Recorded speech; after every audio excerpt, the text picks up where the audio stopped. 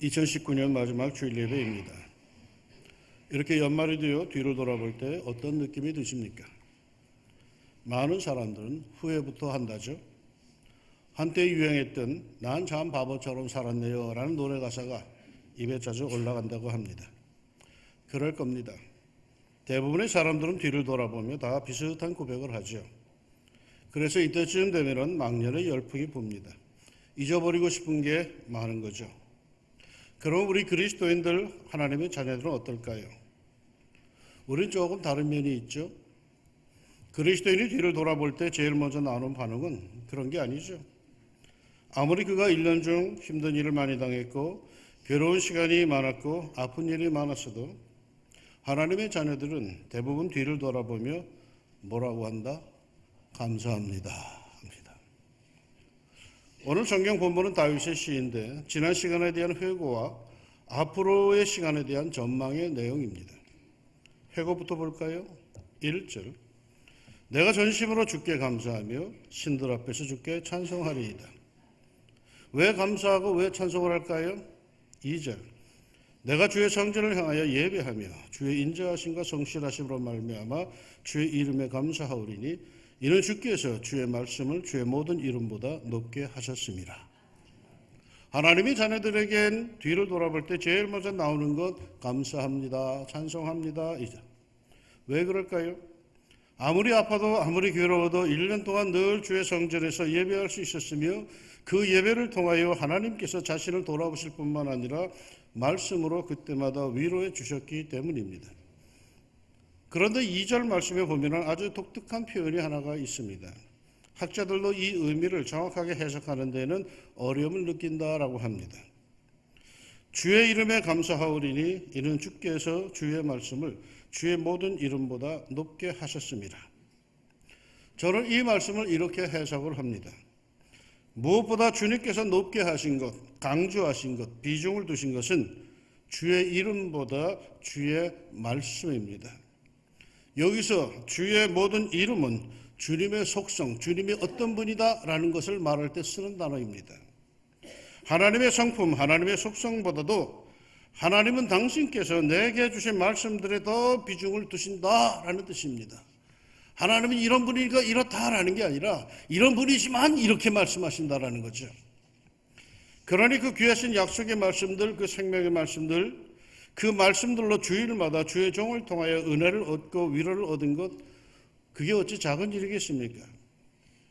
한 해를 돌아볼 때 저 자신도 힘든 일이 많았지만 저보다 더 힘든 교우들이 참 많았습니다.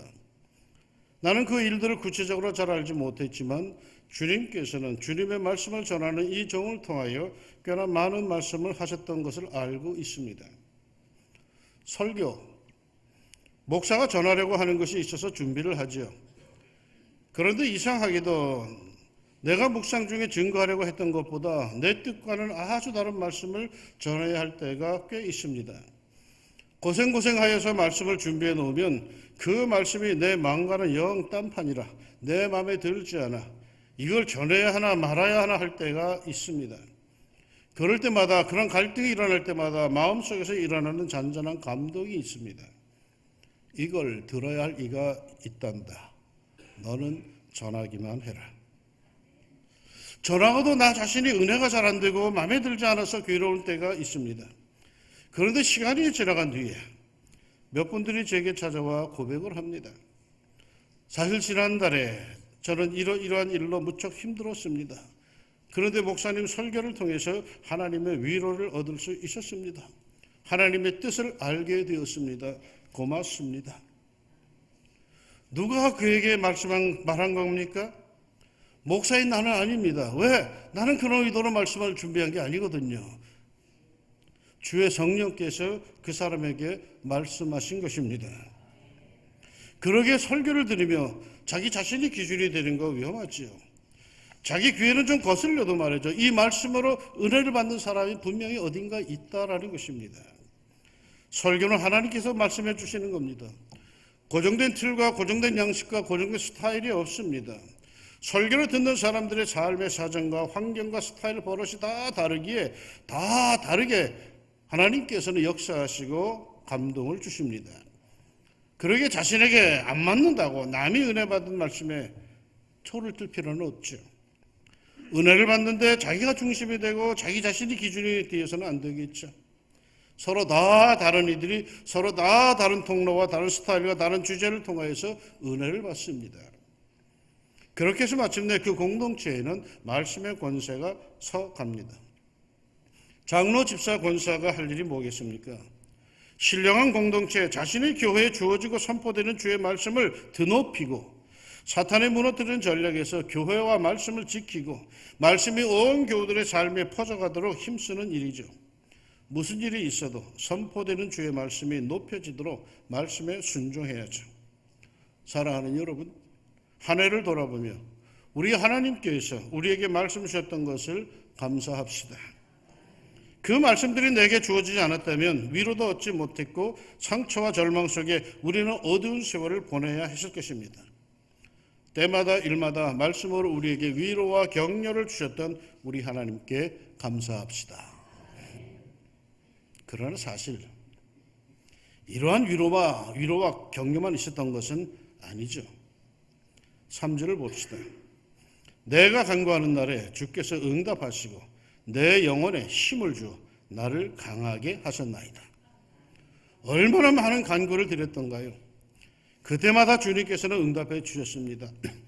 그리고는 그 응답이 마침내 약해질 대로 약해진, 무너질 대로 무너진 내 영혼에 힘을 더하여 주셨고 그 응답의 역사를 따라서 내 영혼은 강건해질 수가 있었습니다. 무사태평을 원하죠? 좋습니다. 그런데 무사태평은 영적으로 매우 위험하다는 사실을 아십니까? 어느 유명한 선장이 사람들과 대화를 나누던 중에 질문을 하나 던집니다. 항해하는 중에 가장 위험한 때가 언제인지 아십니까? 사람들은 대부분 폭풍과 싸울 때라고 대답을 하죠. 그러자 선장은 빙그레 웃으면서 이렇게 대답을 했답니다. 아닙니다. 폭풍과 싸울 때에는 모두들 살아야겠다는 진념에 일치단결하여 힘들긴 하지만 잘 견딥니다. 그런데 폭풍도 사라지고 바다가 잔잔해졌을 때 선원들이 긴장이 풀리면 갑판에서 졸다가 바다에 떨어져 죽는 일이 많아집니다. 그때가 가장 위험합니다. 때때로 우리 주님께서 우리로 하여금 근심하게 하신 것을 감사합시다. 때로는 주님께서 우리로 하여금 울게 하신 것, 마음을 졸이게 하신 것, 아프게 하신 것을 감사합시다. 왜요? 그것으로 인하여 나는 주님께 기도하고 간구할 수밖에 없었고 마침내 그 간구에 우리 주님께서 응답해 주셨을 뿐만 아니라 내 영혼을 강하게 해 주셨습니다. 내 영혼으로 이 세상에서 경쟁력 있게 해 주셨다는 거예요. 웬만한 소리에 이제 끄떡도 하지 않고 시험도 안 된다는 거예요. 전에는 조금만 무슨 소리 들으면 많이 무너지고 했는데 이제는 끄떡도 안 한다는 거예요. 왜? 이젠 단련이 됐걸라. 많은 그리스도인들이 경쟁력이 없는 상태로 위태위태하게 이 세상을 살아가고 있습니다. 은혜만 추구하다가 한 번도 그 경쟁력을 갖지 못하고 무너져 나갑니다. 잠시 잠깐 그런 대로 잘 풀려나가고 잘 되어간다고 기도도 없이 헌신도 없이 봉사도 없이 예배도 게으르게 그렇게 그런 생활을 해나가고 있습니다. 그런데 문제는 뭘까요? 그 영혼이 자꾸 나약해지고 있다는 사실이에요. 웬만한 것에 끄떡도 안 하던 그 영혼이 이제는 자꾸 마음에 서운함이 들어요. 그러기에 우리가 신앙생활하면서 아프게 하신 것조차 감사합시다. 괴롭게 하신 것조차 감사합시다. 밤잠 못 자게 하신 것조차 감사합시다. 정말 힘들었지만 그래도 간구하게 하시고 응답해 주시고 마침내 내 영혼을 그만큼 강하게 해 주신 것 우리가 어찌 감사하지 않을 수 있습니까? 정말이지 저는 여러분의 세세한 생활 고민거리들을 잘 모릅니다. 좀 젊은 시절에 막 쫓아다니면서 막 투소문 했는데 이제는 저도 나이가 들었는지 그런 열정이 생기질 않아요. 와서 얘기해 주지 않으면 잘 몰라요. 우리 교우들은 목사인 나한테 그런 얘기 잘 안 해요. 아닌 척하는 사람들이 상당히 많아요. 아프다는 걸 내가 분명히 얘기 들었는데 소문 들었는데도 아닌 척은 어쩌다가 아프지 않아요? 하면 아니에요 하고 잡아댑니다. 도리어 어떤 이는 그러더라고요. 궁금해요? 궁금하면 500원. 목사와 교인이 이런 정도의 사이라면 어떻게 목회를 할 수 있겠습니까? 그런데도 이런 상황에서 목회가 가능했던 것은 하나님의 역사야. 좋으신 우리 하나님께서 여러분에게 직접 말씀하시기 때문입니다. 말씀을 증거하는 주의 종은 어찌된 연유인지도 모르면서 그저 주어지는 말씀을 그대로 전했을 뿐인데 거기에 여러분의 형편과 사정을 아시는 하나님께서 위로와 격려의 말씀으로 감동을 주셨기에 목회가 가능했던 것이죠. 그리스도인은요, 성령의 감동을 따라서 사는 사람들입니다. 율법과 규칙을 따라 사는 사람들이 그리스도인 아닙니다. 우리 안에 있는 성령께서 주시는 그 감동을 따라서 사는 사람들인 겁니다. 성령께서 그 말씀을 통하여 감동을 주시고 그 감동 속에 하나님의 위로와 격려가 있습니다. 나는 말씀을 전할 때 누가 눈물을 글썽이는지 어렴풋 느낍니다. 올 한 해 동안 예배 때마다, 설교 때마다, 찬송 때마다 여러분이 글썽였던 그 눈물들 목사가 준 게 아닙니다. 하나님께서 주신 위로와 격려와 따뜻한 감동입니다. 그것들이 다가오는 세월 속에서는 거저 방울방울 보석의 방울로 바뀌는 축복이 있기를 주의 이름으로 축원합니다. 자, 이젠 전망 2020년을 바라봅시다. 다가오는 세월을 바라봅시다. 바라본다는 것은 기대감을 갖는다는 거죠. 그런데 기대감을 갖기 전에 우리의 미래를 펼쳐주시고 이끌어주실 하나님은 어떤 분이신지에 우리가 주목하고 나갑시다. 6절에 여호와께서는 높이 계셔도 낮은 자를 굽어 살피시며 멀리서도 교만한 자를 아심이니이다. 저 높고 거룩한 곳에 계신 하나님, 그분이 나를 알까? 그렇게 영화롭고 그렇게 근접할 수도 없는 그런 거룩한 곳에 계신 하나님이 과연 나를 알까? 이 구석에서 쪼그리고 눈물 뚝뚝 흘리는 나를 알까? 그렇게 멀리 그렇게 지고지선한 곳에 계신 하나님이실지라도 그 하나님은 낮은 자를 굽어 살피신다고 성경이 증언합니다. 그분의 관심은 이 낮고 낮천한 것, 우리들의 삶의 터전에 관심이 있으시답니다. 그래서 사회에서 세상에서 멸시당하는 낮은 자를 굽어 살펴주신답니다. 세상 사람들이 나를 무시하고 나를 몰라주고 나를 박대해도 절망하지 맙시다. 너무 아파하지 맙시다. 우리 하나님은 바로 그러한 나를 굽어 살펴주십니다. 살펴주시는 정도가 아니라 굽어 살펴주신답니다. 나는 이 굽어 살펴주신다는 말이 참 좋아요. 그냥 살펴주셔도 되는데 굽어 살펴주신답니다. 하나님께서 고개를 숙여 굽여서 나를 살펴주신답니다. 나의 이 낮고 천한 삶의 터전 이 현실을 고개를 숙여 살펴보신답니다. 대충 보시고 복받아라 하는 게 아니라 고개를 숙여 세세히 살펴보신답니다. 굽어 세세히 보셔야만 보일 정도로 내 아픔이 감추어져 있고 내 슬픔이 숨겨져 있는데 그것들을 세세히 보시려고 기꺼이 굽어 살피신답니다. 얼마나 좋습니까? 이 하나님의 사랑, 굽어 살펴주시는 하나님의 은혜가 언제나 여러분에게 충만하기를 또한 소망합니다. 그런데 말이죠, 동시에 이것 하나 우리가 잊어서는 안 됩니다.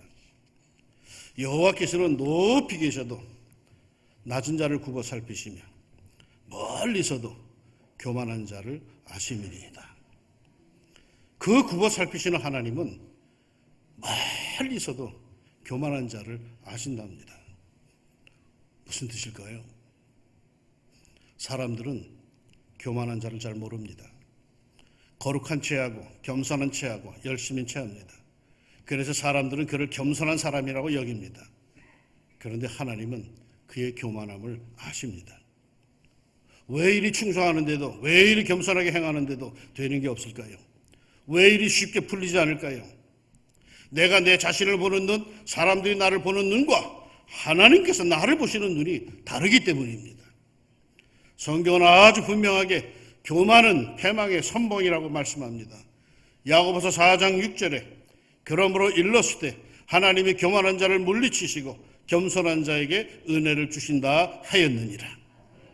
베드로전서 5장 5절 하반절에는 하나님은 교만한 자를 대적하실 때 겸손한 자들에게는 은혜를 주시느니라. 하나님이 물리치시고 하나님이 대적하는 자가 과연 잘 될 수 있겠습니까? 하나님께서 고개를 휙 돌리는 교만한 자가 잘 풀려나갈 수 있겠습니까? 겸손한 자에게는 은혜를 주시고 교만한 자는 물리치신다고 성경은 말하고 있습니다. 그런데 문제는요, 그 겸손과 그 교만을 보는 기준, 시각은 누구의 시각인가 하면 우리 인간의 시각이 아니에요. 하나님께서 보시는 안목입니다. 이토록 충성하는데도, 이토록 겸손한데도 되는 일이 없고 힘이 드는 것은 사람들은 나를 그렇게 충성스럽게 겸손하게 보지만 그러나 하나님은 나를 그렇게 안 보신다는 말이에요. 그러게 오늘 말씀은 하나님은 교만한 자를 아시미니이다 합니다. 하나님께서 나를 보실 때 말이요, 너 참 교만하구나, 너 참 겁없구나 하신다면은 사람들이 나를 어떻게 보는가는 아무런 상관이 없는 거예요. 내 패망은 기정사실이죠. 하나님의 성전에서 하나님의 권세와 권위를 속으로 무시하며 겸손을 가장해봐야 그에게 복이 없어요. 그러므로 사랑하는 여러분, 낮고 낮은 자는 굽어 살피실 정도로 관심을 기울이시고 사랑해 주시지만 하나님께서 보실 때 교만하다고 여겨지는 이는 이미 패망의 길로 들어선 것이며 하나님께서 물리치십니다. 교만하게 행하지 말고 거만하게 말하지 맙시다. 언제나 하나님께서 고개를 숙여 굽어 살피실 정도로 그렇게 겸손하게 살아가시기를 축원합니다. 자, 이제 2020년에 대한 기대감을 마지막으로 가져봅니다. 7절의 말씀에 이렇게 나옵니다. 내가 환난 중에 다닐지라도 주께서 나를 살아나게 하시고 주의 손을 펴사 내 원수들의 분노를 막으시며 주의 오른손이 나를 구원하시리이다. 여호와께서 나를 위하여 보상해 주시리이다. 여호와여, 주의 인자하심이 영원하오리니 주의 손으로 지으신 것을 버리지 마옵소서. 2020년에는 잘 되기를 바라나 힘들 때가 있을 겁니다. 평탄한 길 가기를 원하나 계곡과 골짜기를 지날 때가 있을 겁니다. 늘 웃고 살기를 원하나 눈물 골짜기를 지날 때도 있을 겁니다. 그럴 때라도 오늘 말씀처럼 내가 환난 중에 다닐지라도 주께서 나를 살아나게 하시고 주의 손을 펴사 내 원수들의 분노를 막으시며 주의 오른손이 나를 구원하시리이다. 아멘. 하나님께서 여러분을 살아나게 하실 줄로 믿습니다. 아무리 큰 두려움이며 어려움이며 환난이라도 우리 주님께서 여러분을 살아나게 하실 줄로 믿습니다. 그뿐 아니라 주님의 큰 손, 능력의 손을 펴시사 여러분을 향한 원수들의 분노를 막아주시고 구원하여 주실 줄로 믿습니다. 주의 어느 손이 나를 구원하신다고 하는가 하면 오른손이랍니다. 오른손은 능력과 권능의 상징, 힘의 상징입니다.